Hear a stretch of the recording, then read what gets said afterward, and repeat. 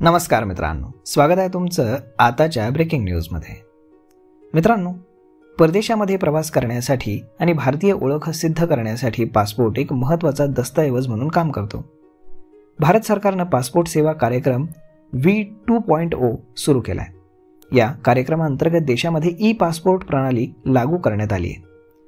आतापासून भारतातील आणि परदेशातील भारतीय दूतावासांमध्ये नवीन पासपोर्ट आणि नूतनीकरणासाठी फक्त चिप सक्षम ई-पासपोर्ट जारी केले जातील। यामुळे पासपोर्टची सुरक्षा सुधारेल आणि इमिग्रेशन प्रक्रिया अधिक वेगवान होईल। आता अनेकांना प्रश्न पडला असेल की त्यांचे जुने पासपोर्ट आता उपयुक्त राहणार की नाही। तर याचं उत्तर असं आहे की ते त्यांचे जुने पासपोर्ट नेहमीप्रमाणे वापरू शकतील। एक्सपायर झाल्यानंतर म्हणजेच कालबाह्य झाल्यानंतर त्यांना चिप असलेला पासपोर्ट जारी केला जाईल। जर एखाद्या व्यक्तीकडे जुना पासपोर्ट असेल आणि तो पूर्वीसारखाच तो वापरू शकतो, काही अडचण नाही।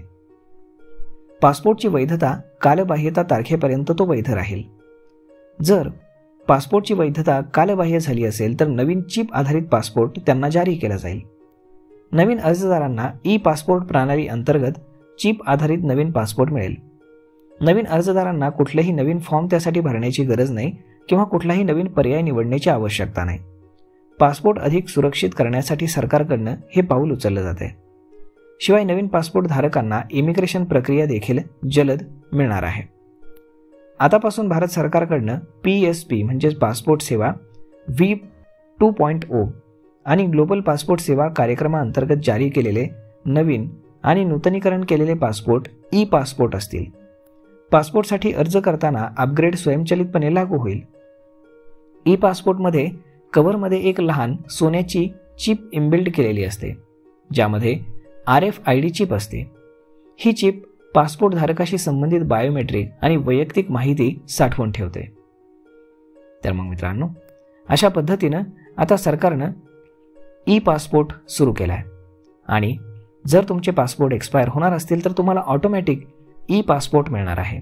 त्यासाठी तुम्हाला वेगळं काहीही करण्याची गरज नाही। आणि जर तुमच्याकडे तुमचा जुना पासपोर्ट असेल आणि तो जर वैध असेल तर तुम्ही त्यावरती कुठेही प्रवास करू शकता। तर मग मित्रांनो, अशा पद्धतीने आता नवीन पासपोर्ट प्रणाली भारतामध्ये लागू करण्यात आली आहे। यावरती आपलं मत काय हे तुम्ही आम्हाला कमेंट करून नक्कीच सांगा। आणि जर हा व्हिडिओ तुम्हाला आवडला असेल तर आपल्या जवळच्या मित्रमंडळींसोबत देखील हा व्हिडिओ तुम्ही शेअर करायला विसरू नका। धन्यवाद।